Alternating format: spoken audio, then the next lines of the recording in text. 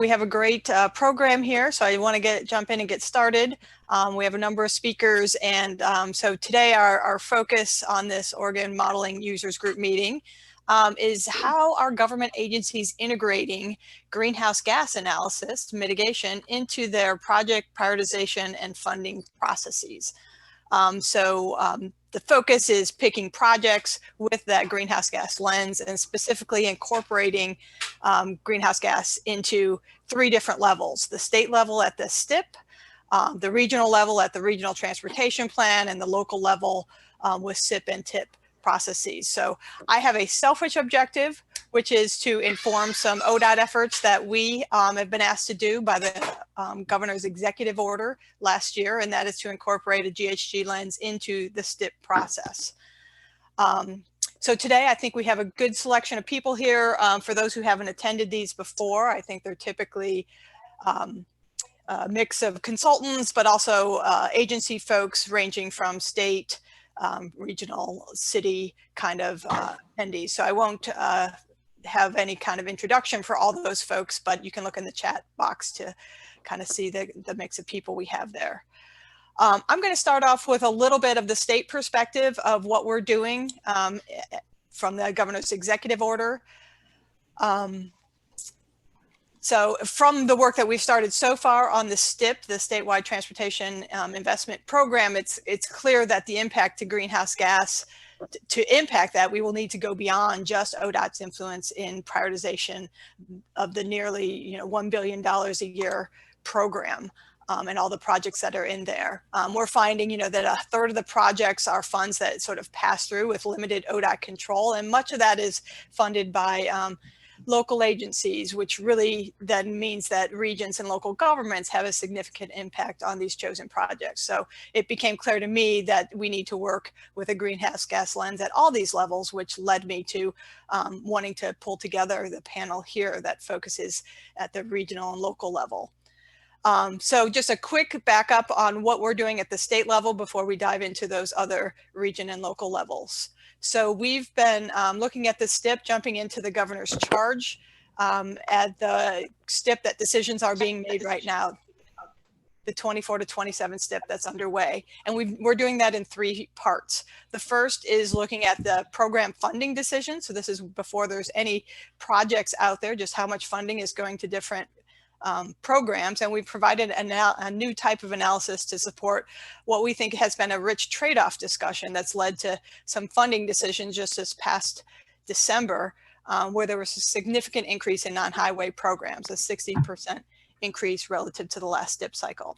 So that was our phase 1. Now we're moving into phase 2, where we're doing some trying to inform the project scoping and selection process. So as they choose projects, trying to influence that and educate about the relative impacts of GHG on various project types within each of those program areas.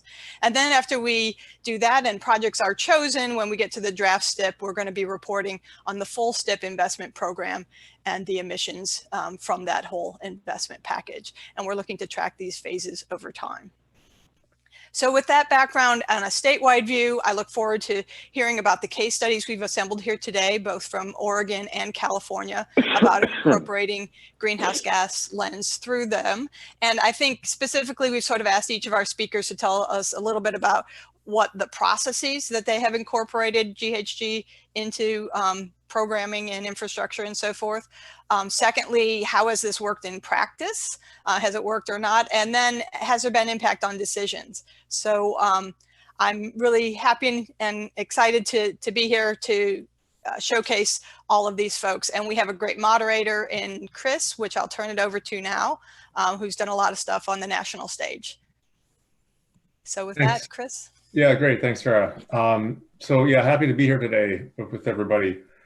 So just a little bit of background. I'm at Cambridge Systematics as a transportation planning firm. I've been working for over 20 years in the air quality, climate, and greenhouse gas space. And most recently, we've been completing a guidebook for the National Cooperative Highway Research Program on state DOTs and greenhouse gas emission reductions.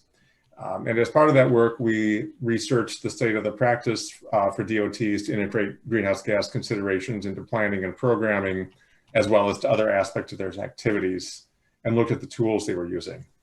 And a lot of which is applicable to MPOs and local jurisdictions as well. So just a couple of opening remarks before I introduce our speakers. We did find that analysis and modeling of greenhouse gas strategies currently is more common at a broad systems planning level than for programming or project evaluation. And a lot of it's in the context of climate plans or clean energy plans, but not so much at the STIP level for the states. Only a couple of states that were doing so qualitatively or quantitatively, and considering greenhouse gases and project prioritization is also, it's starting to become more common, but it's not widespread. And it's usually done more qualitatively just because of the limitations on data available to quantify for specific projects, unless it's a major project. We also heard some disagreement, I guess, about whether it was really worthwhile to consider greenhouse gases when evaluating every project, or whether you were better off considering sort of the broader mix of planning and funding priorities, and the mix of funding by project types to direct those to lower carbon projects. And then we also found that in terms of tools at the systems planning level, there's really, there's kind of one tool or one family of tools designed for greenhouse gas analysis. That's the Vision Eval tool that the folks in Oregon have really been involved in developing, and that it's been applied in Oregon and a few other states. That's really for high-level greenhouse gas scenario planning. Otherwise people just use a mix of kind of custom tools and methods, working off of their travel demand models and data and whatever else they can pull together. At the project level, we don't have a lot of tools either. Mostly simple spreadsheet level tools developed for air quality analysis, such as FHWA's CMAQ tools, and then ARB in California has some simplified emissions calculators, and basically adding carbon dioxide emissions onto the other criteria pollutants. So with that kind of overview, so we know California and Oregon have really been two of the leading states when it comes to considering greenhouse gas emissions in transportation and land use planning. And so we're really looking forward to hearing from our panel today. What's worked, what needs further development, and et cetera. So we're gonna start off with Peter Hurley from Portland. Peter's a senior transportation policy planner for the Portland Bureau of Transportation. He was the founder of or co-founder of the North American Sustainable Transportation Council and the Cascadia Green Council. He chairs the Transportation Committee for Snohomish County, Washington. Served on the Puget Sound Regional Council, and was a governor's appointee for 3 4-year terms in the Washington State Commute Trip Reduction Board. So welcome, Peter. Thank you, Chris, and thank you, Tara. I appreciate the opportunity to share with folks on the call some of the actions that Portland is taking to cut our transportation climate pollution. Carol, if you would advance to the next slide, please. So I'll start with a little background, then talk about what we're doing in our 20-year TSP and our 5-year strategic plan. I'll also briefly cover our development of a performance evaluation system and our work with ODOT and Metro to use the Vision Eval scenario evaluation tool. Overall, I'll try to describe a series of actions that create a system of policies, programs, and projects that hopefully are going to lead to improving access, equity, and safety, while eventually eliminating transportation climate pollution. And I'll emphasize what we're trying to create as a system, because we need more than a project evaluation tool, more than a TSP, more than a modeling tool. We will need a system of actions to produce the type of reductions that Oregon has committed to, which should be easy, right? Carol, if you would advance to the next slide. So a little bit of background. Our work on transportation is one critical element of a larger vision. Portland adopted our first Climate Action Plan in 1990, and our most recent Climate Action Plan was adopted in 2015. And the Climate Action Plan, I should note, is across all sectors, and we're attempting to look at it both as a from a source perspective and from a use perspective. Very much a comprehensive climate action plan. The current climate action plan includes 2030 and 2050 targets for transportation greenhouse gas emissions. It also includes a vehicle mile reduction target and a mode share target, a commute mode share target, based on what was best available climate science at the time. What it doesn't include is an analysis of or a plan to achieve those targets. So there are nearly 4 dozen actions that have been identified in the plan, but what we didn't do is model to what extent those actions might move us toward the targets. So the CAP has some strengths and some weaknesses. More recently in 2020, our City Council adopted an even more aggressive climate target, achieving net zero across all sectors by 2050, actually getting to net zero. So taking a deep breath on that one. We don't know how we're going to get there. The vision is there though. So next slide, please. Let's talk a little bit about a few key elements in Portland's Transportation System Plan, our TSP, which was adopted in 2018. We worked with Metro's Regional Travel Demand Modeling Team to forecast 2035 car and truck vehicle volumes. And it was immediately apparent that there was a pretty critical problem, that business as usual was unsustainable for access and mobility, congestion, even safety and equity, as well as climate. We decided to set a goal of no increase in drive-alone trips over our 2010 baseline, which means shifting about 500,000 trips a day. That upper line, the status quo line that shows a little over 2 million trips projected in 2035, down to the baseline of 2010. So a little over 538,000 trips a day that we would need to shift to other modes. So all of our travel growth would come from something other than driving alone, be it transit or telework, bicycling, or walking. Next slide, please. So the very short version of a very long multi-year conversation is that in order to advance the multiple goals that I'll talk about momentarily, we needed to move more people and goods much more efficiently.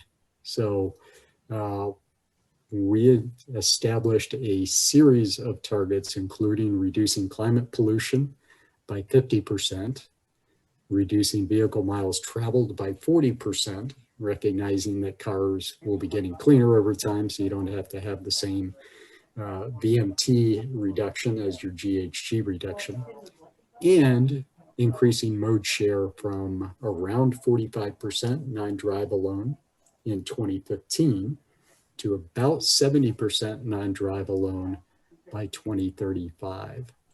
So Carol, if you move to the next slide, please.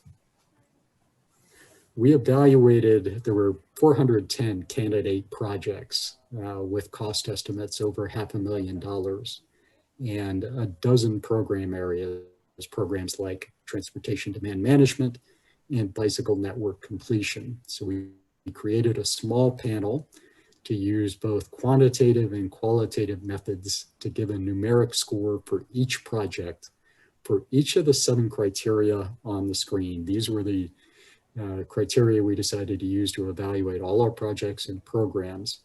Most of what we did, as Chris was talking about a moment ago, was qualitative evaluation. So we used the California Air Pollution Control Officers Association, the CAPCOA greenhouse gas emission document that I know some of the folks on the call today were authors of that document. That was very helpful for us in evaluating the climate implications of a number of our project types. The best projects rated highly on multiple criteria.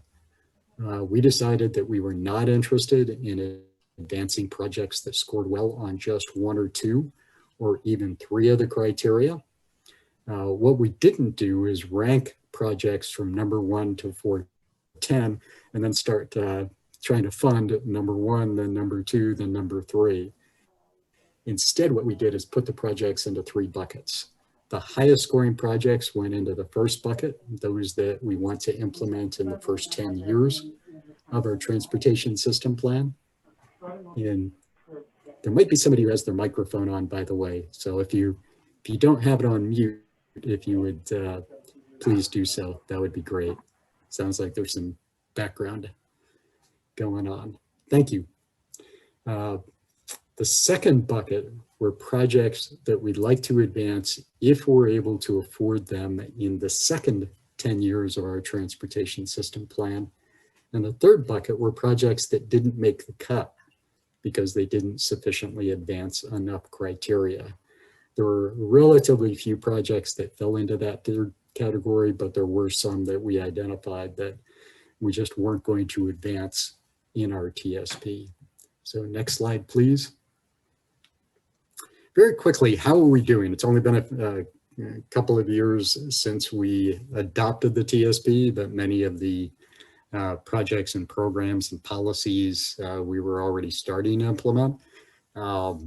It's a bit daunting that while we are starting to move in the right direction, we are moving there modestly at best. We've seen about a 2% reduction in transportation greenhouse gas emissions from our 1990 baseline to the most recent data that we have for 2019.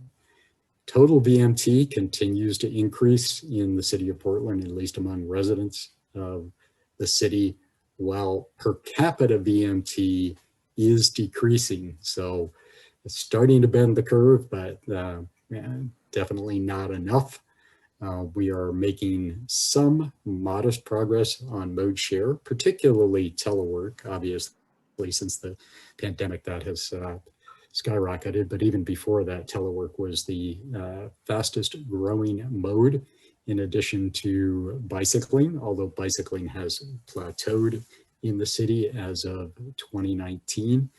And then, so one of the big lessons that we've learned from the pretty modest evaluation and monitoring that we've been doing is that climate-friendly projects are not enough, the carrots, so to speak. We're going to need stronger TDM and pricing programs, more mixed-use development, and fewer or no additional vehicle lanes constructed if we're actually going to make even more progress toward the targets. So moving to the next slide, I'll briefly cover our strategic plan. This is our shorter term goal. And you'll notice in the upper left of the slide, it says 2019 to 2022. That was the original plan. With the pandemic, we've extended that a couple of years to go from a 3-year to a 5-year strategic plan. The focus is going to be on centering climate and equity, developing key performance measures, and a new mobility performance standard, as well as evaluating pricing and other strategies. Moving to the next slide. The key performance areas that we've identified and the key performance measures that we're moving toward based on that climate and equity lens fall into those 3 categories you see on the screen: access, efficiency, and health. You notice that both efficiency and health include VMT measures. The efficiency piece is person miles traveled divided by vehicle miles traveled for space efficiency. And then there's a very explicit VMT and GHG target, performance measure in the health category. Underlying it all is an equity evaluation to both assess and address disparities, which is a really critical piece that I want to emphasize across all of our key performance areas. Moving to the next slide, we've identified that while our goals and our targets are a nice vision, goals and targets are only as good as the actions behind them. So we've been working with ODOT, thank you Tara, thank you Brian, and with Metro, thank you Taya, to use a tool that has been used in multiple parts of the state and other parts of the US called Vision Eval. It was also used actually in the region, a previous version, Green Step. I think Kim might reference that. It's a strategic evaluation tool to understand which policy and program areas could be particularly effective at reducing transportation climate pollution and advancing some of our other goals. It is not a project evaluation tool, though it can help identify the types of projects that are likely to either reduce or increase climate pollution to some extent.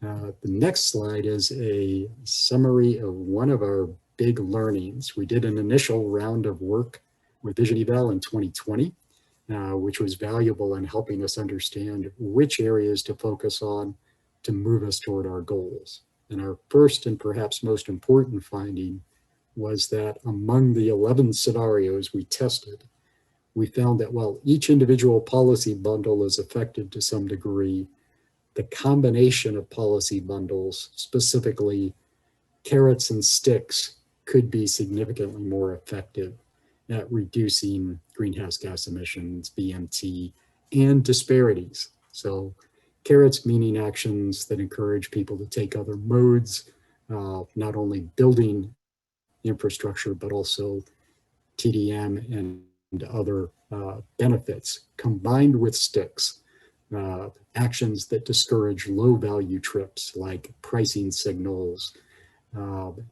adding less parking or no additional parking, no additional lanes. Our current work with ODOT and Metro, what we're calling phase 2, is doing sensitivity testing to evaluate which carrots and which sticks are particularly effective, both in the short term and in the long term. So final slide. Where are we heading with this? Where might we go from here? I think we're reasonably likely to adopt a new mobility performance standard that focuses on access and efficiency. We may consider adopting near-term greenhouse gas and VMT reduction targets for 2025 and 2030, and a vehicle model reduction plan based on our Vision Eval work. It's more and more I've come to believe that focusing on the next few years rather than the long-term goals are particularly important, because we've been adopting targets for a couple of decades now, and those targets have been far enough out that we've been able to, for the most part, put off the really important actions we need to take in the short term. We also are working towards starting to produce an annual system performance report that might help us refine our strategies more regularly than a TSP or even a strategic planning cycle. So overall, we're trying to build a system that develops, evaluates, and monitors policies, programs, and projects that are most likely to advance our goals. I've heard it called a virtuous cycle or a virtuous circle. So with that, I will turn it back over to Chris. Thanks, Peter. That was a great overview of kind of thinking about this from top to bottom, and where you might want to go next on this. So next, we are going to hear from Kim Ellis at Metro. So from a regional perspective, Kim is a principal transportation planner and project manager with Metro, with more than 20 years of experience in transportation planning. She led the team for the region's 2014 Climate Smart strategy, which looked at land use and transportation policies, led the third major update to the regional transportation plan, and also is currently managing the regional mobility policy update along with ODOT to update how mobility is defined and measured in the Portland area. So we'll turn it over to Kim. Great, thank you. And I'm gonna start my presentation here. Can you see that okay? Okay, great. So I'm really excited to be here today to share some of our work. I'm gonna spend a little bit of time just walking through sort of what we did through the Climate Smart development of the Climate Smart strategy, which really set the stage for our last update to our regional transportation plan, which was adopted in 2018, and share a little bit what we learned from developing the Climate Smart strategy, which then led to how we incorporated analyzing further greenhouse gas reduction from the projects and investments in our long-range plan. Just for context, for folks that are not familiar with Metro, we are the NPO for the Greater Portland area, which the city of Portland is part of. And the region has had a long history of linking land use and transportation, which has its basis in our statewide planning goals and led to adoption of the 2040 growth concept back in 1995. And so in our mind and practice, that really has been our platform for local and regional climate action in the region.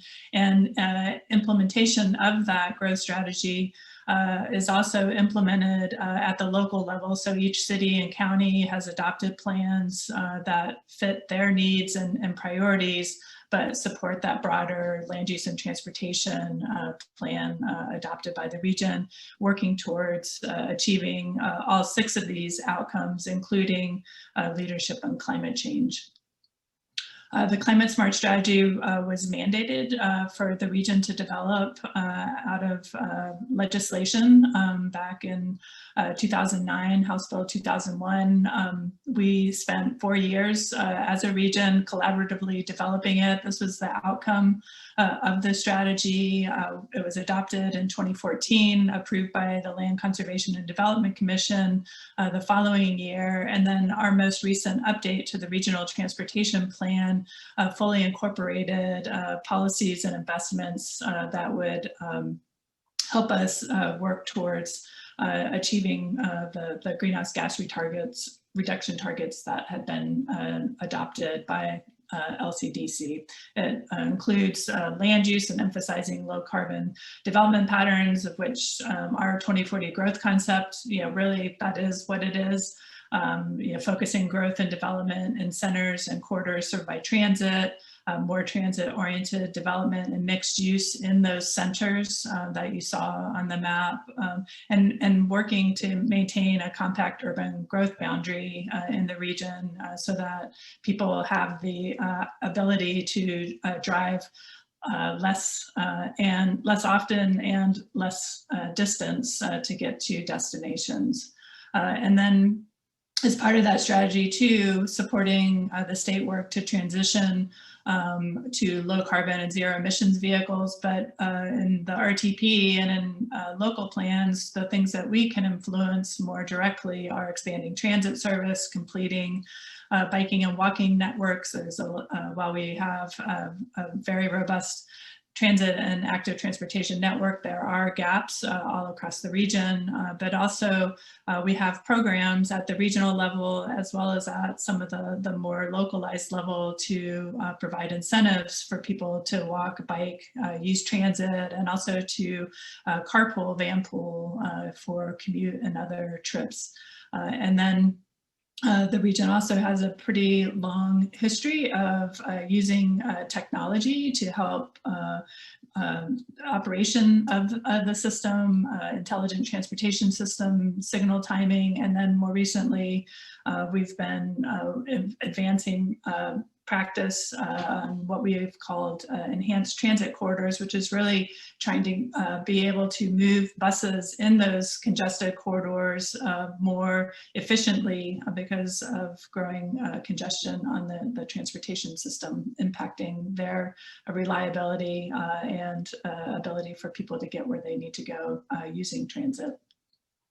As part of developing the climate smart strategy, we did use, as Peter mentioned, the Green Step model. So this was sort of the precursor to Vision Eval. ODOT and others have been working to continue to enhance that tool to support analysis. We, as part of the process, adapted the statewide model to run at a regional scale. And so early on, we didn't know what it would take to meet our target.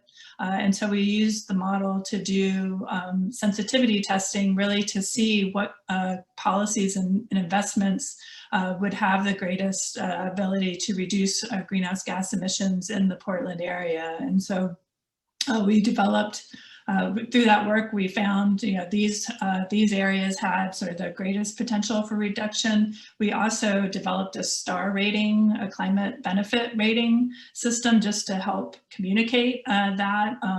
One of the things that we've struggled with is there's a lot of data, a lot of numbers, and to really simplify how we're communicating, particularly to policymakers and the public, about the relative benefits for carbon reduction of these different strategies. And so community design and transit are a key centerpiece of the climate smart strategy. We did not include pricing. That's something that's happening or being discussed at the state level, also within the Portland area, as ODOT is doing a tolling study.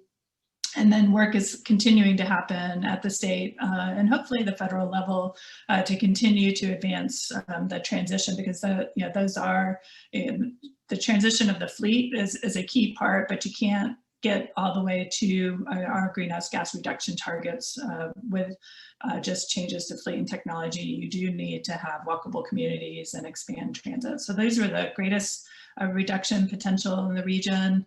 Active transportation, the travel information, and then the system management strategies had more moderate reduction, but important reductions.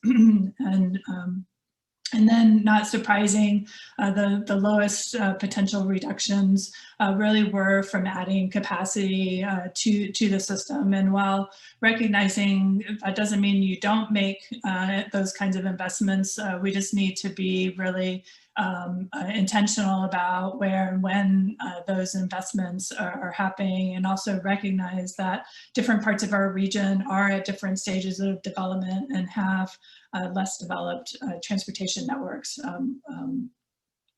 So moving in, so using that information, again, we adopted the plan, the strategy, and began implementing it right away, advocating at the legislature for more funding and other things to support it. But we also, in 2015, started an update to our long-range transportation plan, and it included 4 new strategies, or updates and new strategies as part of the process. Developing a freight strategy, transit, and safety strategy. We also updated our regional travel options strategy, and then developed an emerging technology strategy.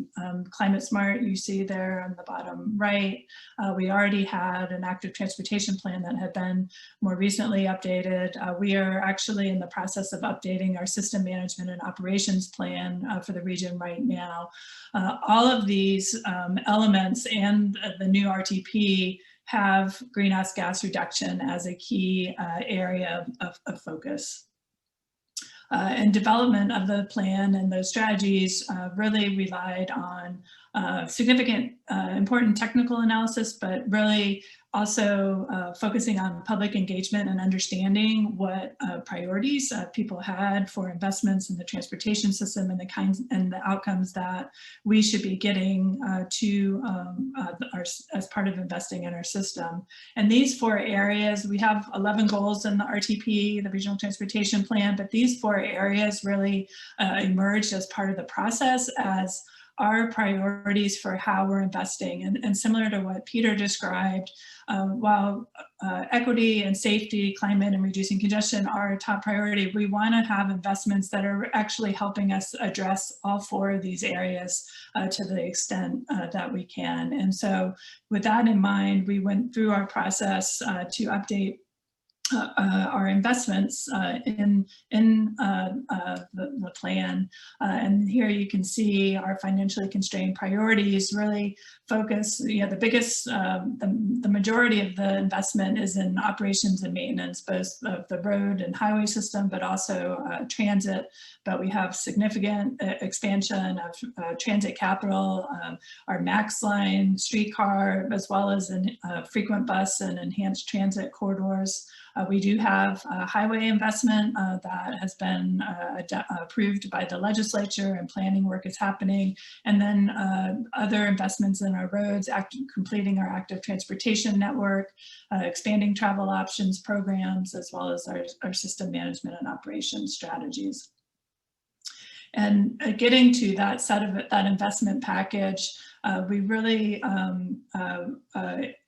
and focused on those four priorities as key outcomes that we needed to address. But following this performance-based planning framework, which is part of our federal mandate, but also what our RTP has been trying to do since the 2010 RTP, where we adopted our first aspirational targets to get at climate, active transportation goals, and other things, but trying to use the outcomes that we're trying to achieve and measuring progress towards those through our investments in the evaluation system. So I'm going to walk through just a high level what we evaluated, or how we evaluated the overall system. I think some of what we've been grappling with is, up until this RTP, we've really only evaluated at a system performance level. So the overall plan and how well is it addressing the goals and objectives of the plan. With this update, we expanded that to be more explicit in considering what the transportation equity benefits and burdens of the package of investments provided, and then also piloted a project level evaluation. We looked to Portland, but we also looked to the Puget Sound Regional Council, also the MTC and the Bay Area and others for ideas of how best to look at the project level, because what we learned, or what we felt, is that while the system performance is important for how does the overall package of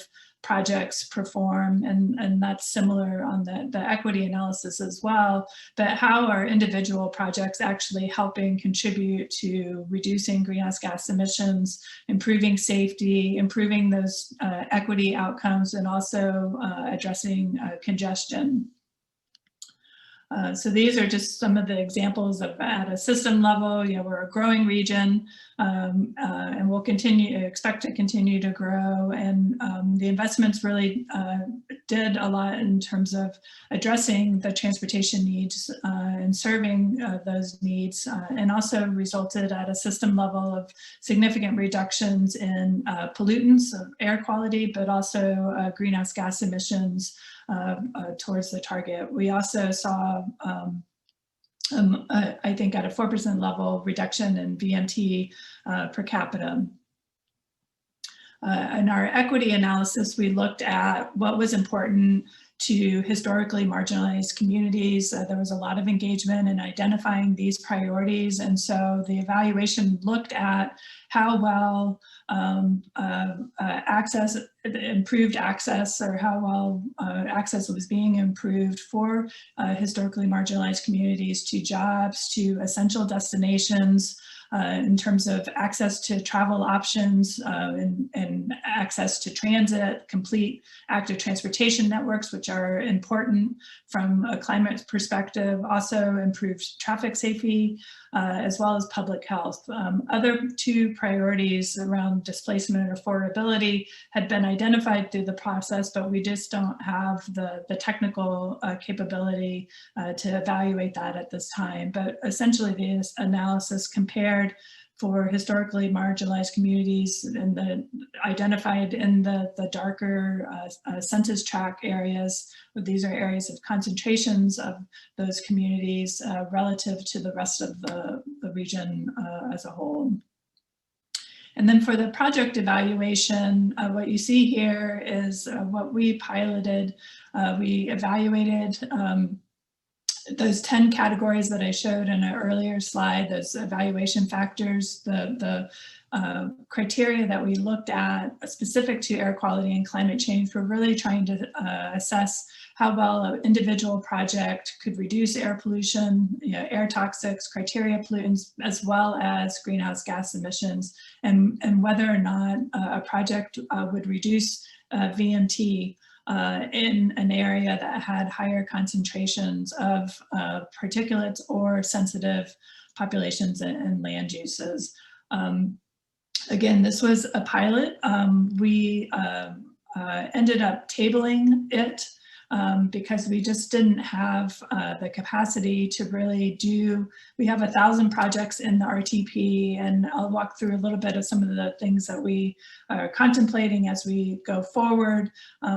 We do feel that this is an important piece of what we should be doing in terms of reporting to policymakers and our stakeholders around the overall performance of the plan, but also how well individual projects are helping address climate and those other 3 priorities.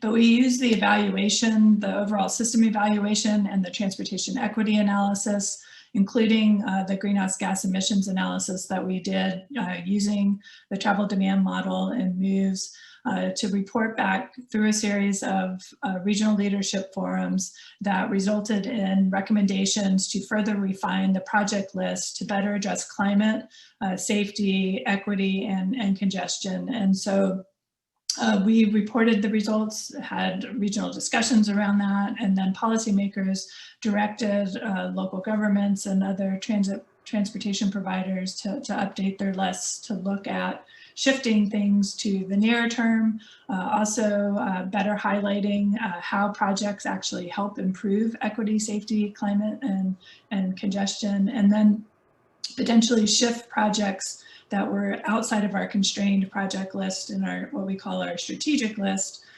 which are additional investments that we would pursue, but to maybe shift some of those projects that focused on climate, equity, and safety in particular to the financially constrained list, which largely everybody did. And so it really, the information from the evaluation really helped inform refining our projects, which was a new step in our process.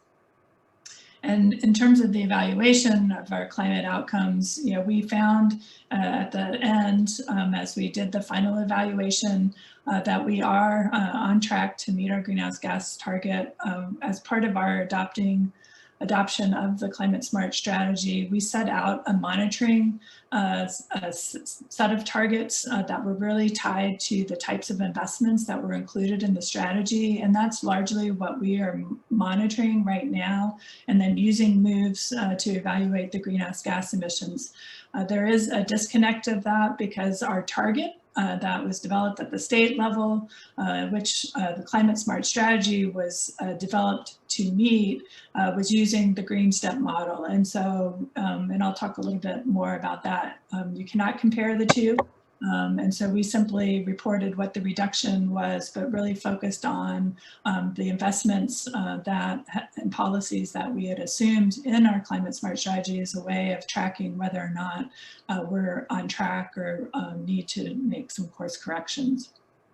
We also found that in terms of the access to travel options, we make progress, but we do not meet the target that we had established for completing the active transportation network, which is a key part of our climate smart strategy. But we did, thanks to House Bill 2017 that was passed by the legislature, we were able to get to the transit service level of investment of climate smart in this RTP financially constrained set of priorities.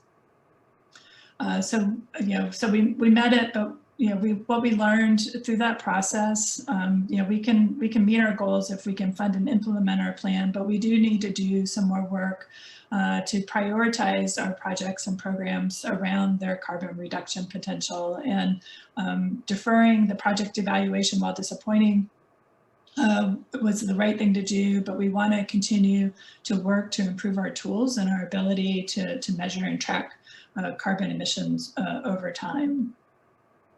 Just to highlight, these are the primary tools that we used, the travel demand model that the Metro maintains. It's a 4-step model. And then we also used MOVES as part of doing the analysis. We consulted, we set it up in the ways that's in accordance with what EPA tells us for conformity. While we're now in attainment status, we're not required to do a conformity analysis, but it is the tool that we've maintained for decades for this region as we were a maintenance area. But we did consult with ODOT on the assumptions to at least address the emissions rate, the average GHG emissions rate that was assumed in the target, and then used it to estimate our greenhouse gas emissions and other criteria pollutants. So some of the lessons learned, just sort of wrapping up, this is a continuing field that's continuing to evolve. I think some of what we've learned, and we've been having internal conversations since Climate Smart that continue today. But I think we all recognize that the data and tools are not perfect, and we need to do a better job managing expectations around what they can tell us, but also use them. We also found that there is value. We need to do the system level evaluation, but we also need to do a project work towards some sort of project level of evaluation, sort of recognizing that each has limitations, but it provides important information for sharing with policymakers and the public. It was a lot of work to do the system evaluation. We had 11, actually, I think that had 11 different factors, the evaluation framework slide I showed previously, but we have 18 system performance measures. And then on top of that, we're evaluating transportation equity as part of that system evaluation. So there's and then the prep work that we were trying to do with the project level of evaluation. And so that's something that we have to overcome to streamline and sort of more institutionalize it, but also not have it be overly complex that we can't utilize it. We also found that it was really important to test the new methods. We are trying to do a better job evaluating around those 4 priorities, and we were testing new measures around all 4 of those areas, and including with the project evaluation. And so it really helped us identify what are some of the challenges in terms of methodology. It highlighted some of the limitations of the tool, and then we also have spent time talking about what is the right level, what's the right geography for the system level. At the regional scale, and reporting regional level results is just not satisfying enough to our policymakers or our stakeholders. It doesn't give enough detail. It gives you sort of the general trend and direction that your investments are going, but it doesn't really get to how different parts of the region may be performing. And so that's something that we will continue to work towards improving. Also, that different evaluation strategies are going to be needed for different types of projects. One key outcome of the project evaluation is that as we go forward, we will be looking for ways to compare bike and pedestrian projects relative to each other, and transit projects relative to each other, but not trying to compare how a highway project, a road project, a transit project, bike active transportation project perform relative to each other. And then there's the idea of a large portion of the investment in our system at the regional level, at the state level, and the step that Tara was talking about. There's a lot of maintenance and operations projects in addition to the capital projects. And so we need to find different ways to get at what the greenhouse gas outcomes of those, and then the large versus small capital projects as well. We have projects in our RTP that are $1 million in cost, and building sidewalks for a mile, half mile. But we have projects that are $40 million, adding new road connections and growing parts of the region. And then finally, I think we still have a lot of work to do to improve our communication and visualization of the results, to really characterize it and ground it in ways that it resonates with policymakers and the public. Going forward, Kim, if you could just wrap up in a minute or so, that would be. Yep, this is the last slide. So great. Just going forward, we really want to continue aligning our efforts with the state. We're going to begin scoping our next long-range plan update. It's an opportunity to continue to advance those capabilities. I think building on some of the work that Peter just shared that they're doing with Metro as well as ODOT, and then continuing to develop tools and methods for project evaluation. So there's my contact information, and also our project website for the RTP. Great, thanks, Kim. That was a really great overview of, you are obviously putting a lot of work and a lot of thought into this issue, so that's really helpful. Next, we are going to go from Oregon to California and hear from a couple of folks down there. They have a little bit different policy framework than Oregon, but you know, so I think maybe some interesting lessons learned. We're going to start with Yanmei Wu, and I'm sorry I didn't ask about your name pronunciation earlier, so I hope it's not too far off. But she is with SACOG, Transportation Modeling and Analysis Team, currently managing the team, been involved in a number of Metropolitan Plan and Sustainable Community Strategy updates and modeling, and works on activity-based travel demand model development. Also a passionate gardener and has a very edible yard. Yeah, thank you, Chris. Yeah, can you hear me okay? Yeah, okay, great. Yep. Yeah, all right. Yeah, thank you. Good morning, everyone. Yeah, really appreciate the opportunity to share some of our considerations and strategies to address greenhouse emissions in the process of long-range planning and the short-term project implementation and the funding process.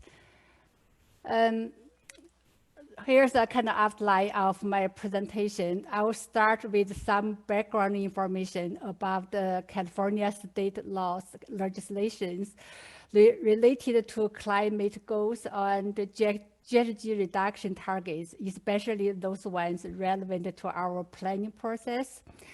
Then we'll give you a high-level overview about how we meet GHG reduction targets in long-range planning and how we fund projects in short-term implementation. Just a little bit explanation here. We call our long-range plan is MTP-SS. MTP is stand for Metropolitan Transportation Plan. It's a federal requirement, and we include SS is a state, California state requirement. SS stands for Sustainable Community Strategy. And then at the end, I will give a quick introduction about the tools, tools and the data we use to evaluate, plan policies and strategies and the project for performance. And some background about California's laws and regulations. Yeah, California was probably the first state, now I learned Oregon really kind of started really early in the US to take a proactive and comprehensive actions to address climate change due to greenhouse gas emissions. In 2006, the passage of the California Global Warming Solution Act, also called Assembly Bill AB 32, established the foundation and the basis for almost all California subsequent efforts to reduce GHG emission. Over years, a number of laws and legislations have passed to address climate change, Here, just mention a few important and relevant ones to our planning. Senator Bill SB 375 was probably the first of its kind law to recognize the critical role of integrated transportation, land use, and housing decisions to have GHG reduction. SB 375 is most relevant to MPO's long-range transportation plan. Under SB 375, California Air Resources Board developed the scoping plan and set state and MPO's GHG targets. I'll give you more details about SB 375 in later slides. It's worth to mention the governor's executive order in 1919, signed in September of 2019, which set more aggressive targets on zero-emission vehicles. Under the order, by 2035, 100% of new passenger cars and light-duty vehicles, and by 2045, 100% of all new vehicles, including heavy trucks, should be zero-emission. To achieve the ambitious GHG reduction goals, California really takes three-pronged approaches. The first two strategies set standards and provide incentives to have cleaner vehicles or fuels. Large shares of GHG reductions probably come from these two strategies.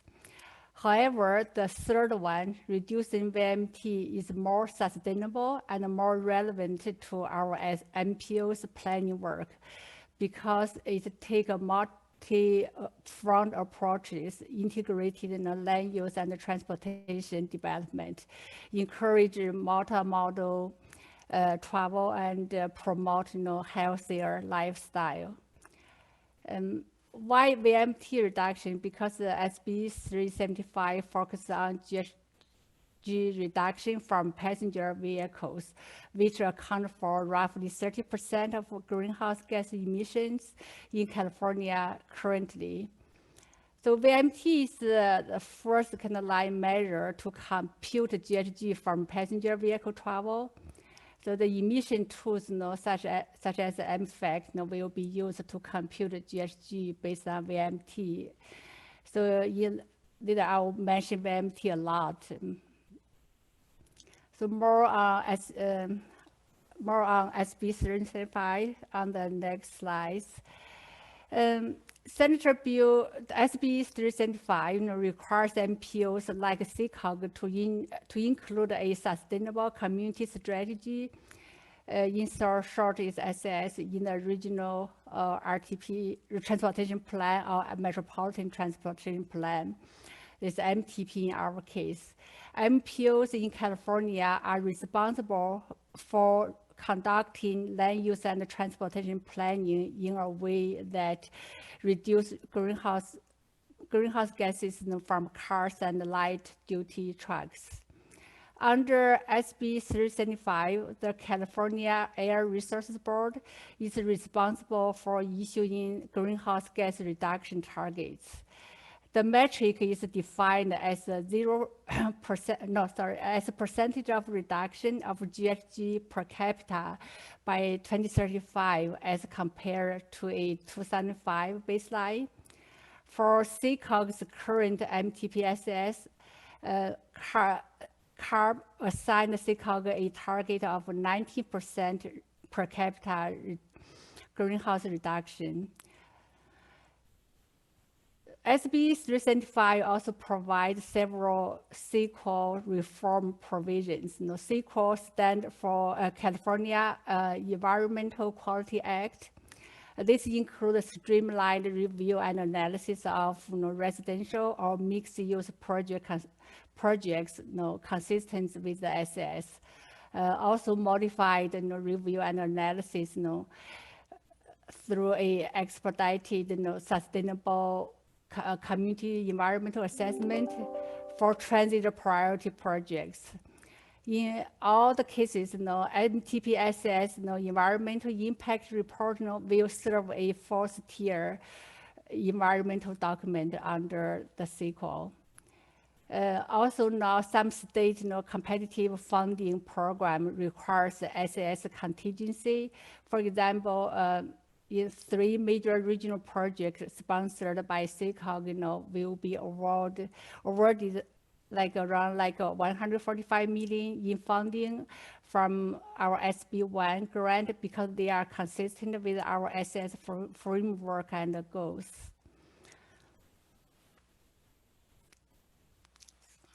Now, I'll turn on to CEQA, long-range plan. I'll do a quick kind of overview of the strategies we use to reduce GHG targets.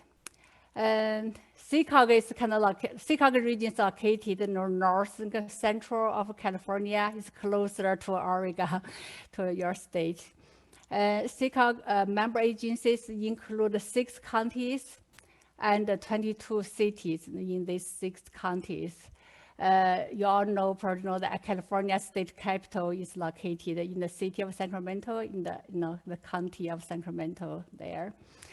CEQA has about 2.4 million residents and about 1 million jobs now, and will reach about 3 million population and 1.3 million jobs by 2040 as forecasted in the current MTPSS. CEQA updates long-range plan every 4 years. The current MCS was adopted in November of 2019. We called it as the 2020 MTPSS because it was originally planned to adopt in the spring of 2020. And the 2020 MTPSS lays out a transportation investment and land use strategy to support a prosperous region which access to jobs and economic opportunity, transportation options, and affordable housing that works for all residents. The plan also lays out a path for improving our air quality, preserving open space and natural resources, also helping California achieve its goal to reduce GHG emissions and that attributes to climate change.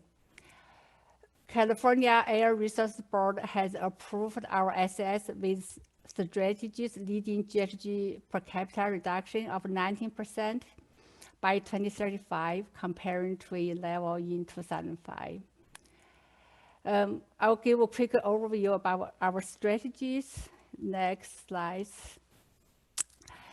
To achieve a 90% per capita reduction target in passenger vehicles, we are using the combination of these 4 strategies. More specifically, in the land use development, we put a lot of attention to infill development, mixed use development. And the first time, in the long-range plan, we introduced and include a pricing strategy.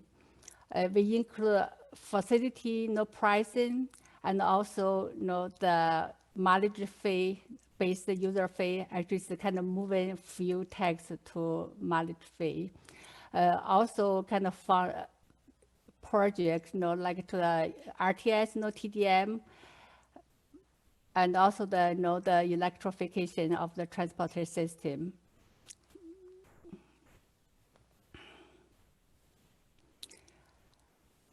Next, I'll give you a little bit overview is talk about how we select the roadway capacity projects in our long-range plan. Because we all recognize that capacity projects will generate more VMT. We put a kind of develop some kind of process but not a kind of using some kind of mathematical formula or algorithm. Basically, we started with the initial screening. We ran modeling kind of with all the projects, kind of using the base year and horizon year. And we look at the congestive VMT in the baseline, base year and the horizon year. Also look at the lane mileage change and also the volume compared with the capacity ratios. We do an initial screen, and then we consulted with the project sponsors and consider all the factors, like reduce congestion, safety, traffic. If that project, has a traffic impact fee associated. Also, if the project, has a SQL mitigation connection. Also, consider all the region-wide and the long-term economic development goals. Consider all the factors, and then select all the projects, and then do a kind of system-level performance evaluation. Just all the projects included, will meet, SAS GHG target, that 19% reduction. So that's kind of long-range planning, and then kind of give a kind of quick overview about there's still a long-range plan. There's some emerging issues, with our long-range planning. There will be a kind of harder target, from a state, the Air Resources Board.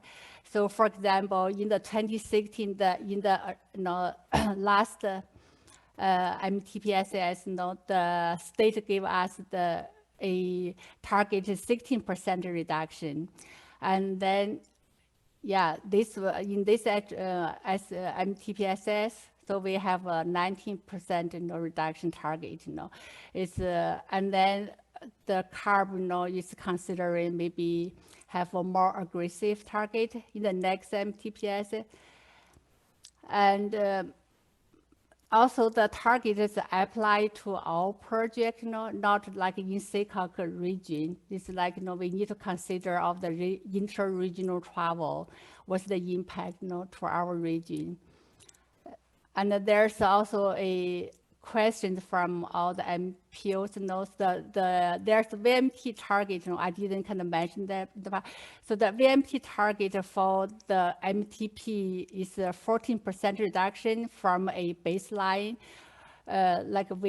This MTP, we have a 2016 year as a baseline. So the horizon year is 2040. So the VMT reduction is 14%. And then we have a GHG reduction target, is in compare 2035, to a baseline of 2005. They're just, we try to figure out, how to kind of work, make these two targets, work together.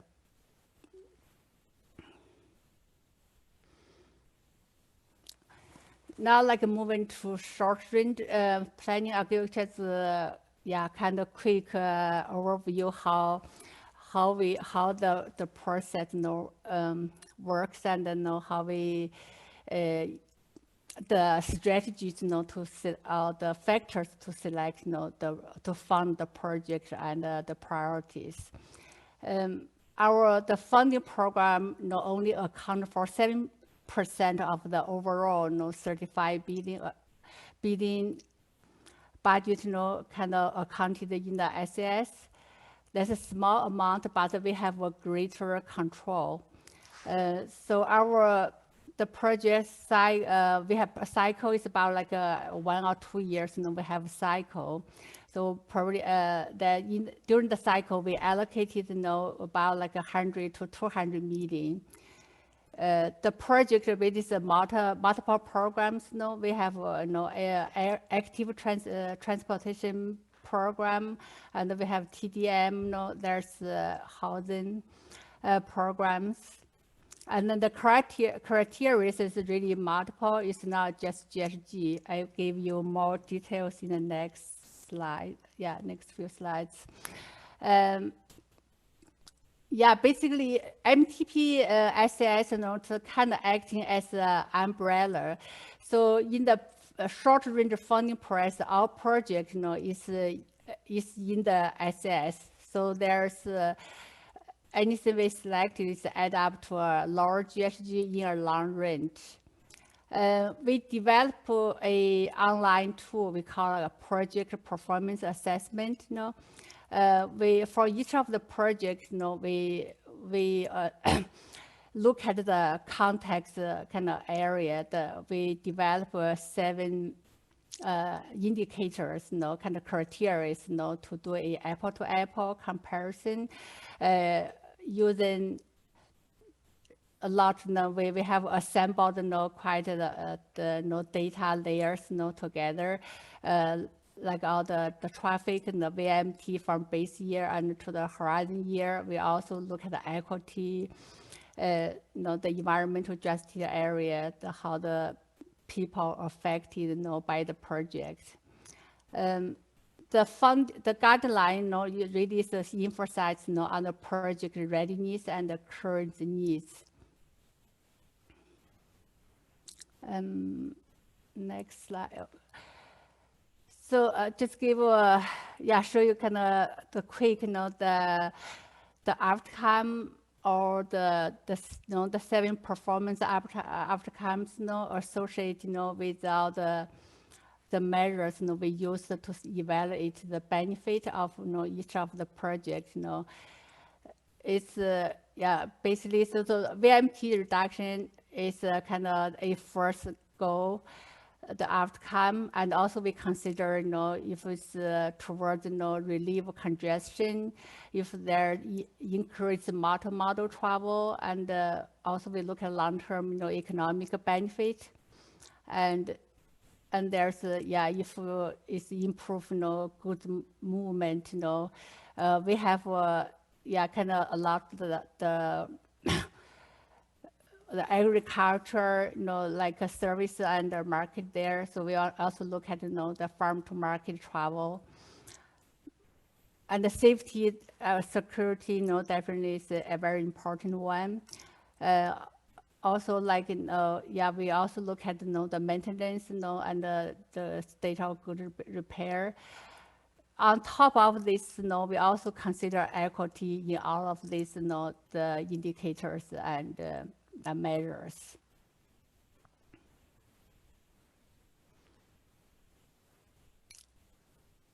Next, I'll give you a kind of quick introduction of the tools and the data we are using.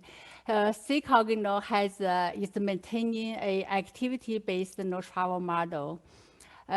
We are probably the first of few MTOs really start a development of activity-based model since 2005. We have used our model in the last 3 MTPSS development to evaluate policies and strategies. Our model is really a open source, and anybody can acquire the model, and we also share all our scenarios, the inputs, all the input, and also we provide a support to really help the consultant mostly work with DOT, with MP, local jurisdictions to evaluate their general plan update, and also project level evaluation using the travel model. The project performance assessment tool is an online tool. Everybody can use that, but that tool really is used for the project screening. We don't score for the measures in those 7 outcomes I just mentioned. Those outcomes were really it's kind of got a weighting, not really score, kind of weight in different projects, project by project. Also, we have kind of the process and the tools to provide support for the environmental review to help the local jurisdictions to really streamline their process. And I haven't mentioned like SB 743. Probably a lot of you have kind of learned that California is in the stage of implementing State Bill 743. 743 really is focused on the the VMT reduction, and is the goal of SB 743 is to promote in-field development and promote more kind of basically just kind of encourage less travel. So VMT is really is an important measure in the SB 743 under SB 743. We assembled VMT per capita map to support the local jurisdictions the implementation for the initial project screen. Next, if you could wrap up just in a minute. Yeah. This is kind of last slides. Yeah. So what's next? Yeah, for our long-range access project prioritization.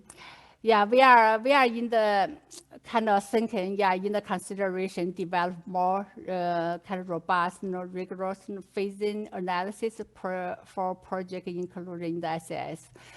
We have a benefit cost analysis tool kind of in place, but it's really kind of time consuming to evaluate one project. Now we are considering to improve or simplify the process and the methodology.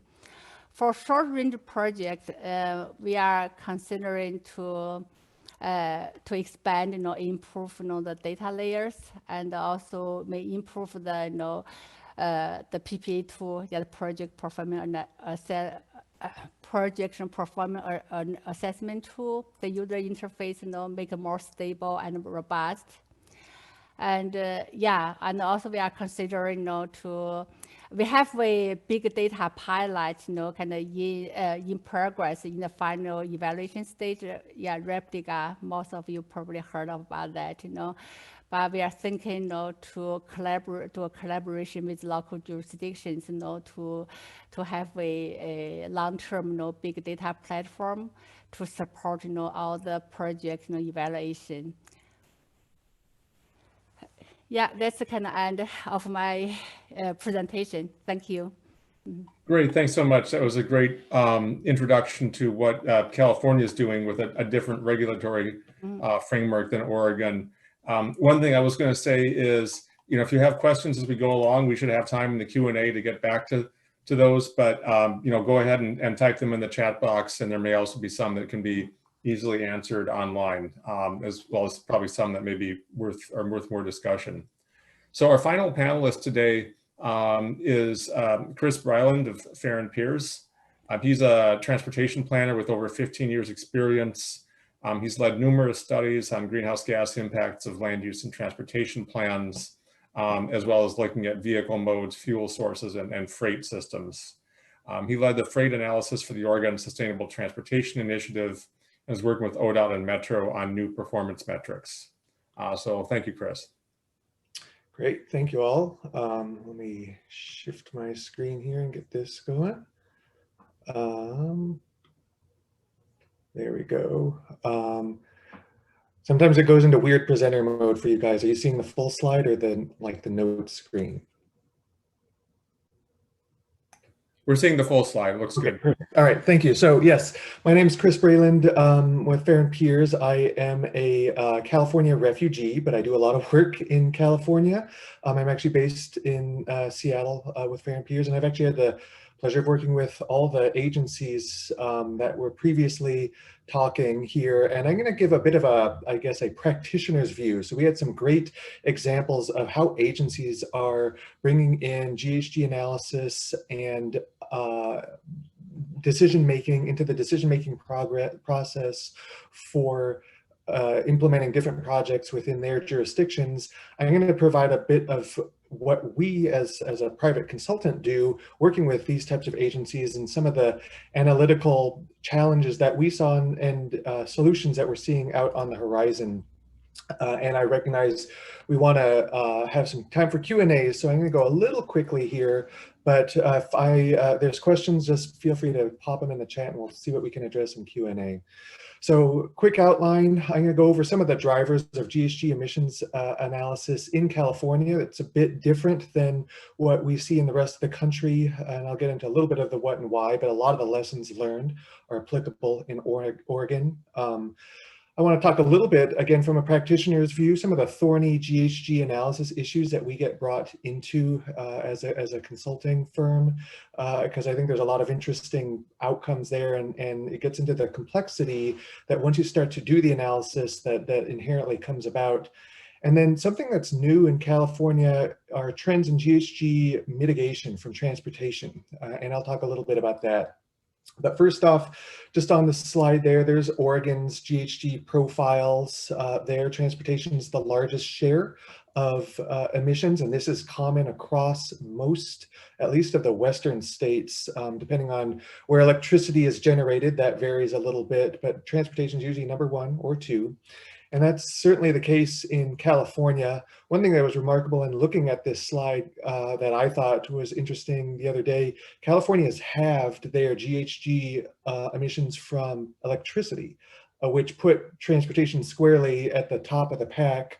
It always was, but from a GHG emissions perspective, and kind of shows that some of the lower hanging fruit of switching their electrical system to a more sustainable sources is leaving transportation and some major industrial uses, a lot of which are oil refineries, as sort of the key pieces there. So that shows the importance of transportation in GHG emissions reductions nationwide. So California is one of many states, including Oregon and Washington along the coast here, that have statutory GHG reduction requirements.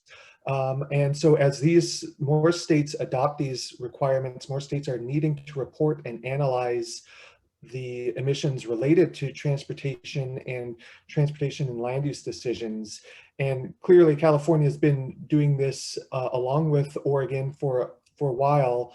But we're going to see more evolution as more states get on board, and we're going to start to see a proliferation of technical work across the country.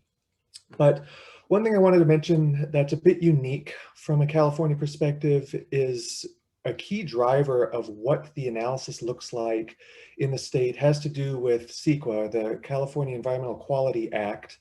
You might be familiar with the national counterpart, NEPA, to CEQA, but CEQA requires that, amongst other things, that transportation impacts and GHG impacts of any discretionary government action need to be documented. So if a governing body has a decision to make, be it a plan, zone change, or funding a transportation project, it has to go through the CEQA process, and CEQA requires transportation impact evaluation and air quality and GHG emissions evaluation. So from a fundamental standpoint, a lot of what we do as a consulting firm is driven by what's in CEQA.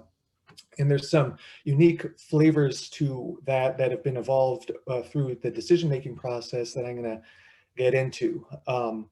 I may mention SB 743. If you work in California at all, and Oregon's the same, except you have different acronyms, but all the little SBs and ABs, the Senate bills and Assembly bill numbers, everybody memorizes those after a while, but it can be a little hard for folks outside of the state.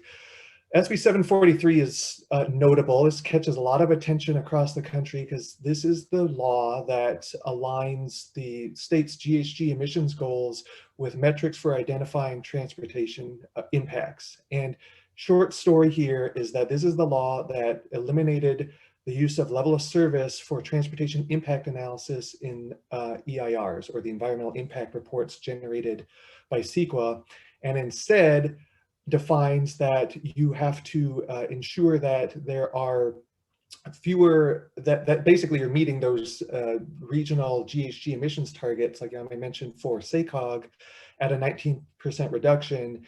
It kind of codifies the link between GHG and VMT, and most agencies in the states in implementing CEQA now are using a VMT threshold for identifying transportation impacts.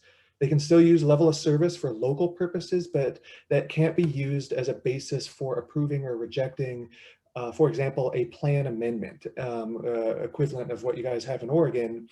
And that popped out because the state realized that CEQA was often used as a way to block infill developments or higher density or transit projects based on the fact that it increased traffic congestion and by packing more people into a smaller area, but that was counter to state and regional goals to reduce GHG emissions from transportation and land use. So SB 743 basically said you can't use LOS as a way to deny infill development, just as an example anymore, as long as it's consistent with the state and regional GHG emissions. So this bill defines a lot of how we actually do VMT analysis in California. But with that in mind, there are a number of technical challenges just to doing VMT analysis anywhere. And just quickly, there is no consistent technical guidance on how to do this. There is no highway capacity manual equivalent that says, here are the 15 chapters of how to do VMT under different circumstances and the different thresholds that you might want to consider in methodologies. That doesn't work. Chris Porter mentioned that feds are providing some additional guidance on this, and that's great, but there's no national body yet that sort of kind of stamped its approval on how to do this sorts of analysis. And even the vocabulary of how to describe VMT, the methods, the metrics vary, and that leads to a lot of limitations in specific applications. And I'm going to get into a couple of those in a minute.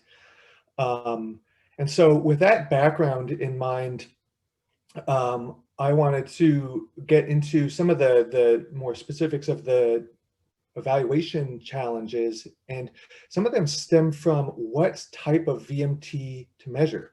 VMT sounds pretty straightforward, and at a system planning level, it is, or if you're doing a climate action plan or clean energy plan, fairly straightforward. But when you're getting into looking at what are the project impacts from either a land use decision, a zoning decision, or a highway or a roadway project, it gets into, well, who is responsible? Is it the city of Gresham or is it the city of Portland's problems? And isolating that and defining who the impact is related to starts to get into some of the challenges that we're going to talk about from an analytical perspective. So I wanted to start with that. And, you know, again, at first glance, how do we measure VMT? Well, that's pretty easy. We can do sort of this, what we term a boundary, or it's like a cookie cutter approach where you just stamp out a community. This happens to be the city of Citrus Heights in Sacramento County.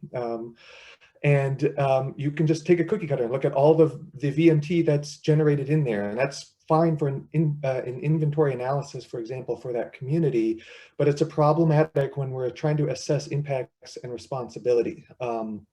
And it can also lead to some inaccuracies when you're trying to account for things, particularly at small geographies. What do you do about through trips?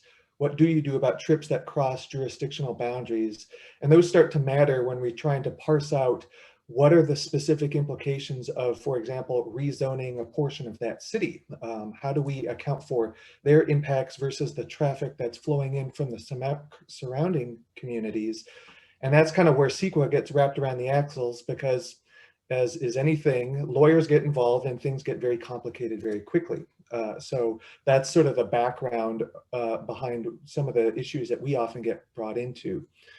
So what case law and guidance from the state of California and sort of experience from jurisdictions doing this sort of thing has kind of settled into is that you have to do what's termed more of a full accounting if you're trying to look at specific GHG and VMT implications of a lot of types of projects, where you actually have to track the trips and where they're going and who's doing that. And that's clearly more complex. So that same community, when we apply a VMT analysis through SACOG's model here, leads you to a much wider footprint for where VMT is going and how it's working.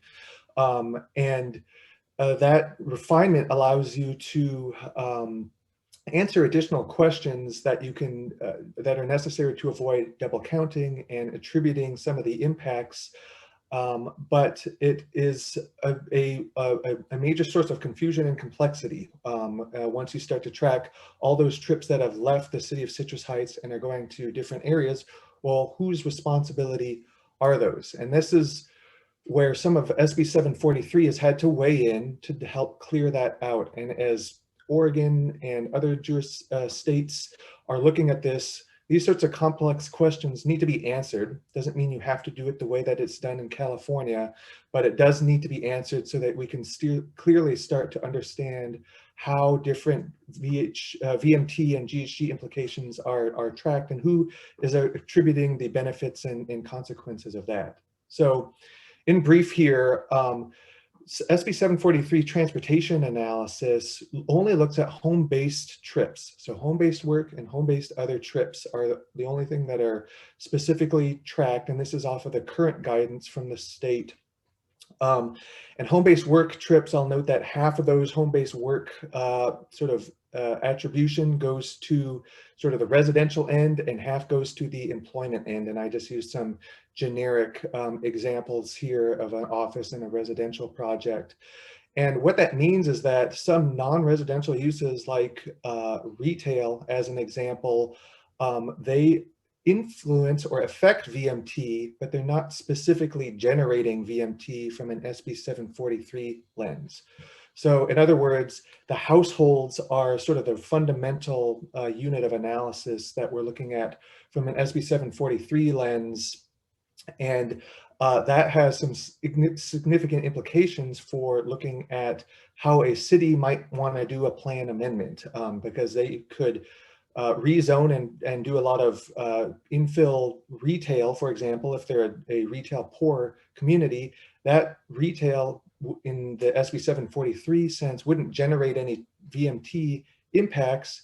It might affect the community's VMT by actually capturing more trips and thus reducing it. But it's one of those nuances of how it's measured specifically in this legal context that shows the complexity behind how you have to parse these trips out and why some of these things can be a lot more complicated than at first blush. To help to manage that a little bit, SACOG mentioned some project screening tools.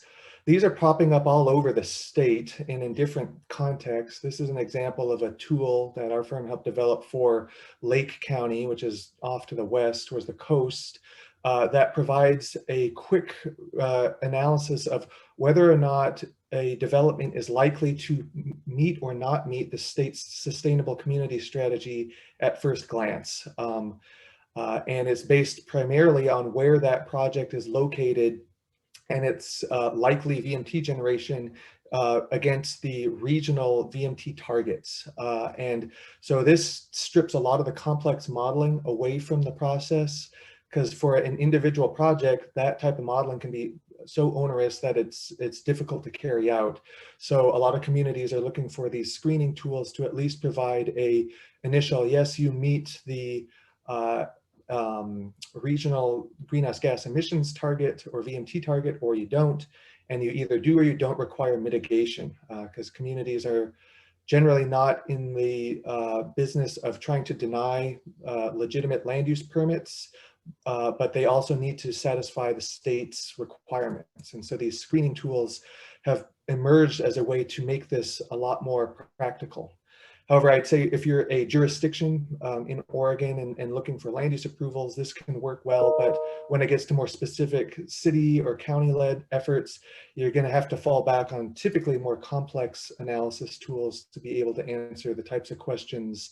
You can't necessarily just screen things at a municipal level the way you can for some development approvals. Another topic I wanted to get into a little bit, again, maybe more specifically tailored towards jurisdictions, is the importance of measuring induced demand. This is not universally done in California. However, if you kind of look at it from a legal risk perspective, it really should be required for any infrastructure project. And that is because when you look at anytime you're doing a capacity expansion project, if you're not accounting for the induced demand that that project will have, then you're underestimating the GHG impacts of that type of project. So this is another area that we're getting more involved with because, again, this is not a straightforward type of analysis. And it's really necessary to answer some more specific questions about traffic congestion relief, how much there is, VMT, access to destinations, which gets into how much land you might be opening up towards for new development. A bunch of questions get wrapped up in there. And there's been several state lawsuits that have shown that this is basically more of a requirement in California, and there's some prominent national ones as well. So for anything with federal funding, this should be something that is considered for any capacity expanding project. But in terms of what are some of the technical challenges, I think it's clear that it should at least be acknowledged in any environmental review document. And there's a few different ways you can do it. A fairly common approach is to look at some elasticities that are out there that sort of provide information on, if you expand the system by so many miles, how much additional vehicle miles of travel might you expect from that? And those can provide some high level information, but depending on how much scrutiny you get, those might not always be the best solution. And kind of working through how contentious is the project, how large is the project, you're gonna have to weigh some of those pieces. But I think at a minimum, applying some basic elasticities is a way to acknowledge that that induced demand is real, and what are you going to do about it to mitigate that. So models generally are going to be necessary for more complex or litigious projects, but you have to keep in mind there are some limitations to most travel models. Oregon's got some unique models that have some of these handled, but most travel models do tend to underestimate induced demand. I think it's important to recognize that. Most models don't have an accounting for the land use effects of new capacity. In other words, as you widen a freeway, you make it easier to develop land on the outskirts of town. So that's induced land use development. How much of that is going to be of the trips that shift over? And other things like static trip assignments can tend to overstate peak period congestion or volumes and misrepresent how much off-peak travel that you might be able to get. And you have to test the model to be able to understand some of those. But those limitations need to come into play, again, for complex projects where you need to think about what's the right tool to use. But I think my takeaway point here is that don't ignore induced demand, because that can be useful in informing projects definitions. And I'm not going to spend too much time here, but it's just important to recognize that any non-priced capacity project will result in induced VHT and GHG emissions. And that should be accounted for. Sometimes smaller bottleneck projects can still net GHG emissions benefits because you manage to manage capacity or congestion enough to net out the effects of those new trips. But that's not typically the case. And so capacity projects still can be warranted, but having an induced demand effect modeled can give decision makers a clearer trade-off for how do we move more people, but know what the GHG emissions effects are. And it's starting to trigger more questions like the example I'm showing on the screen of SCAG, for example, looking at pricing. San Francisco is looking more at pricing in part because of how do we manage mobility against this issue of induced demand, and pricing, even though it has a lot of equity and other implications, is something that a lot of communities are recognizing. So real quickly here, checking time, I wanted just to briefly mention some new areas of investment and interest in the state, and that gets to transportation GHG mitigation. And this is an emerging area of interest because, again, communities are still looking to grow. There's still population change and growth that's occurring. You can't always get growth where you might be the most efficient from a GHG perspective. There might be a variety of reasons that you still might need to expand capacity to deal with freight projects or safety issues or just community desire to relieve congestion that has GHG impacts, what do you do about that? How do you mitigate that is starting to emerge as the question. And there's two broad categories in California. Some are a little bit more common, so project-based. So how do you modify the project, the design, its operations, the components of that project, be it land use or transportation? How do you manage demand or manage the operations of the system? How can you foster built environment changes? Sort of more larger scale traditional pieces. But the newer innovations are these program-based elements that are starting to pop up, and I'll talk about mitigation banks and exchanges here. And these are new, starting to emerge. VMT banks, and you can look at these as a bit of a transportation GHG bank and exchange too, but a VMT bank is similar to an impact fee where an agency or some entity, a government entity, establishes what is the cost for VMT offsets, if you will, that are sort of coalesced usually from a regional source. And then developers or agencies can buy VMT offsets from that bank.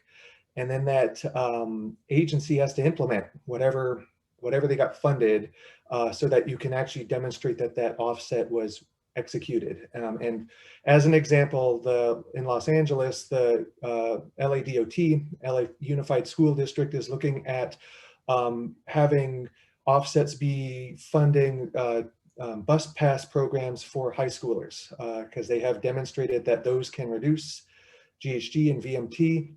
And so they're looking to see if that can be set up as a way that a bank can set up an exchange for those. The second example are VMT exchanges, similar to a bank, but think of it, I should have put peer-to-peer at the top. It's a peer-to-peer exchange. So again, some sort of jurisdiction will establish a list of VMT reducing programs or projects that can then be listed as available means to offsets. And then again, a developer or an agency can work with whoever has that, one of the qualified programs or projects, and have them help them implement either through direct funding or some other means to actually make that project move forward. And again, as a way to specifically offset their impacts. As I mentioned, these are just starting to get going. They're new. We will see how they work into the future, but something that a lot of other states might want to look at. And I did ask one of our experts in California, why aren't these exchanges and banks being operated through California's cap and trade program? And the challenge there is that the cap and trade program is really better targeted at big point source polluters or big sink projects. So things of like a power plant or a forest restoration project, trying to mitigate a small plan amendment doesn't work very well in that context. So that's why those exchanges and banks are popping up. So just briefly as my last slide here, so the transportation is the largest source of GHG in California, and it's growing in recent years despite some downtick in some travel, but the economy is growing, as is transportation. We'll see what happens after COVID, but this sort of puts more pressure on managing transportation's emissions in the GHG space for California. And so measuring VMT, accounting for it, and mitigating the VMT and GHG emissions is paramount, and that's why California focuses so much on that. And evaluating impacts of infrastructure projects, again, making sure that an induced demand calculation is part of that evaluation is importantly or increasingly important. And then trying to figure out what's going to stick to the wall from a mitigation perspective that might be outside of just purely what can be done on the project is something that's also new and growing out there. So we can shift to Q&A. That's my family in front of Mirror Pond in Bend. One of these days when we can get out again, love to go back and visit your beautiful state. So Chris, I'll turn it back to you. Yeah, thanks, Chris. This is a really, I think, kind of giving some insights into another dimension of the process, which has to do with land use and as well as transportation project evaluation. Sort of raised a lot of questions in my mind as to how those processes relate. So we do have, and I thought the mitigation banks and the DMT banks and exchanges were really interesting ideas that maybe kind of warrant some more discussion.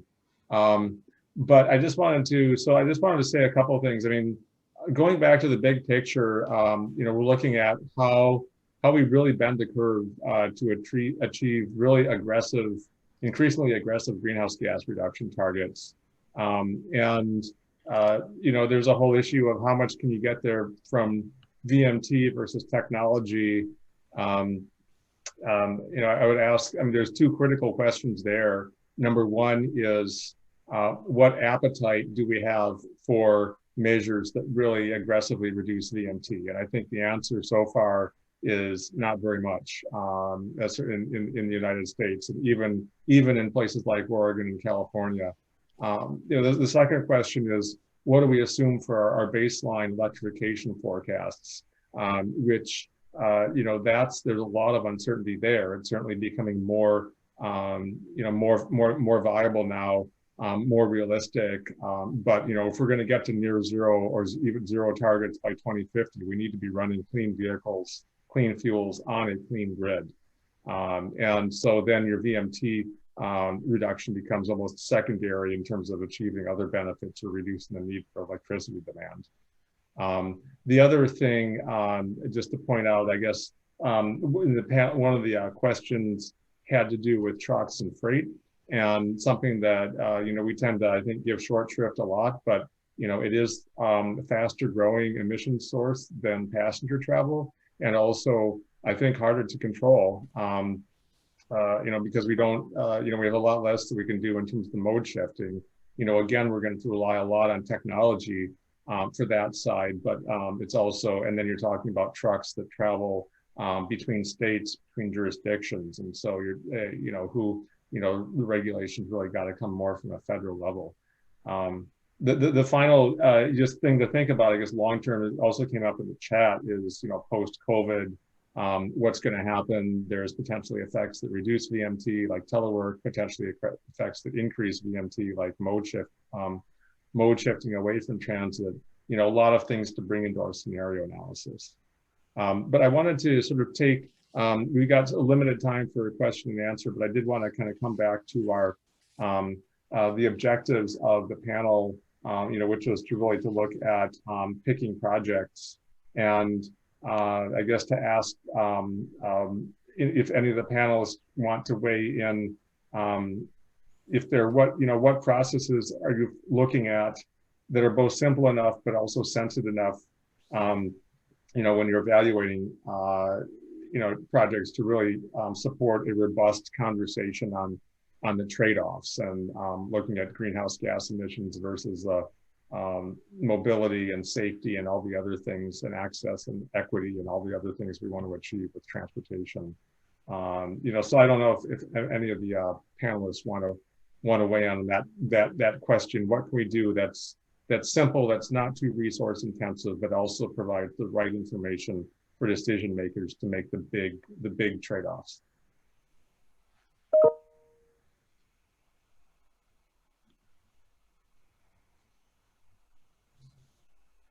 Chris, I'll just sort of jump in, and this is Kim Ellis from Metro, and I would say we haven't found that sweet spot yet. I think that's where we want to get to. I think for us, we were trying to develop the evaluation process at a project level at the time that we were in an update, and I think that's was sort of a key lesson learned for us, is we really need to do more of that front end work to prepare information.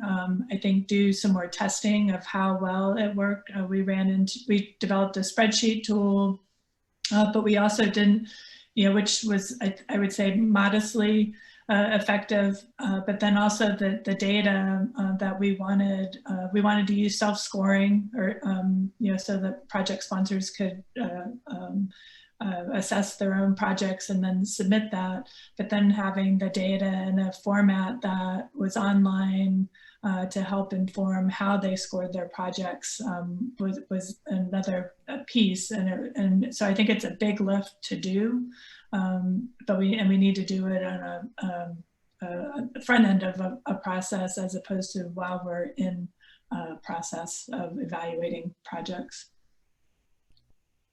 Just to tag on to what Kim said, I think within the city of Portland, we too have not cracked that particularly challenging evaluation. One thing we have learned based on the work that we've done over the last several years is that we do largely know what types of projects are most likely to reduce both VMT and greenhouse gas emissions. So one of the things that we're talking about doing is moving upstream to focus first on project development, because once a project has been developed, the evaluation occurs pretty far down the line, and it's very difficult to change a project type. It's not impossible, but you're essentially putting band-aids on a project if it's not a particularly good one for VMT and GHG.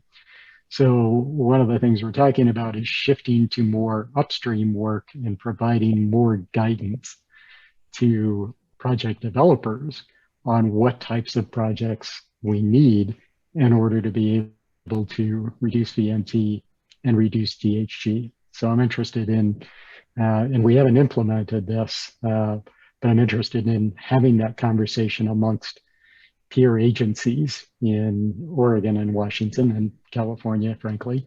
What type of guidance can we provide to agencies and agency staff to develop the types of projects that we know are most likely to lead to the types of outcomes we want? And not just infrastructure projects, but infrastructure projects that integrate programmatic elements as well, because we know that infrastructure projects that have strong demand management and system management components perform better on VMT and GHG than do infrastructure only projects. And just one thing, I want to make sure there's other time for other questions. I think Peter raised a really good point of trying to look a little bit, what are at a basic level, what are the types of projects that can lead to the outcomes you're looking for? I think one area that maybe we as an industry can do a little bit better is actually, I think there's a bit of an undersell on actually verification and looking at actual data that's coming from the projects that are out there, so that we can use that data to develop more quick response and sketch level planning tools. We know there's complicated, difficult ways to do the analysis, but I think we're lacking the actual empirical evidence to do more sketch level planning tools to help inform quicker decisions. And that requires just a more robust data collection and monitoring program than most jurisdictions have set up to date. And I think that would be one thing that I could see helping the industry quite a bit more, is just tracking data and performance a little bit more closely, so that we can use that to develop some additional more basic tools than trying to sort out complicated travel behaviors that a pandemic might upend in 2 years, hopefully not again, but just shows these black swan events matter, and you can't predict all those things. Great, thanks everybody. And Chris, if I could just add on to that from a state perspective, I think we're seeing that the need to monitor through the life cycle of, say, a STIP program, because sometimes things are not really well defined up front. That's where you're making some of those upstream decisions, and it's important, but there's a lot of pressures downstream to sort of modify things slightly. And so it's that slow boil that you eventually end up with something completely different than what you intended at the beginning. So how do we get processes that monitor as we go forward and continue to bring pressure to the table to go back to the intention of GHG reduction? So I think it's not just a check the box at the beginning. There's this continuum, and I think that's challenging. Yeah, I wanted to highlight one of the questions that just came up in the chat box from Karen Landsberg at WashDOT, and that was about kind of the benefit or the value of looking at greenhouse gas targets versus VMT targets. And it's clearly, in some states, you have statutory requirements for one or the other or both. But I think the point here is that transportation planning agencies are much more able to control VMT than they are greenhouse gas emissions in general, because those depend on fuels, vehicle efficiency, and things that are really outside of the scope of the agency. So, is it something where we should just be focusing on VMT and mode shift, or is it really important to keep, the whole picture in mind with the technology as well?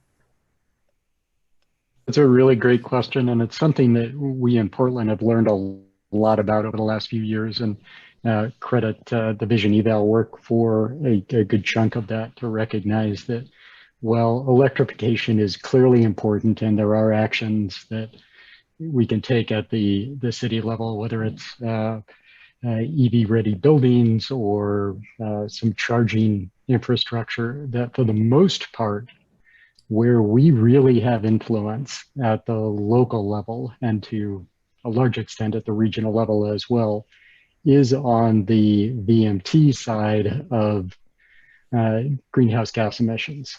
And that by focusing on VMT, you focus on gaining benefits across a wide range of goals and outcomes. So take safety, for example.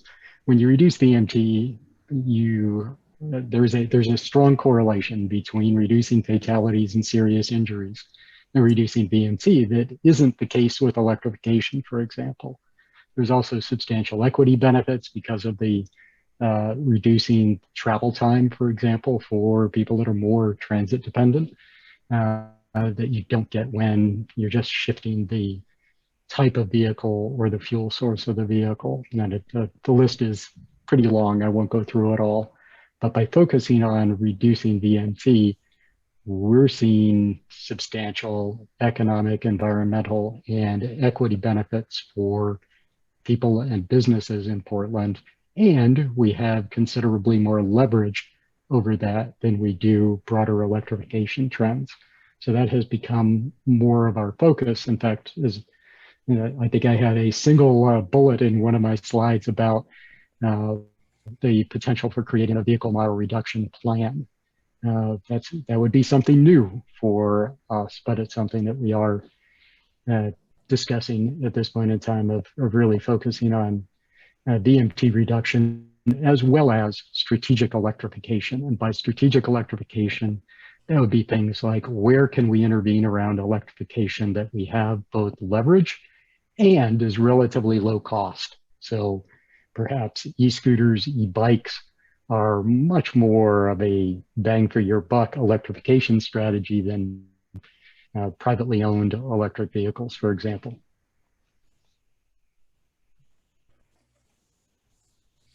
Great, thanks, Peter. I know we're coming up on the hour or so, and I think Tara may maybe have a couple announcements or final words. I thought this was a great panel and a lot of really great insights, and we'll need to convene again to discuss a lot of these things more. Right. Great, thanks. And I guess one other thought on the VMT, the difference between VMT and greenhouse gas is really how clean our vehicles are. So if we can have VMT targets that account for that change in our vehicles over time, I think we might get to this idea of a VMT target as sort of a good proxy if it accounts for that.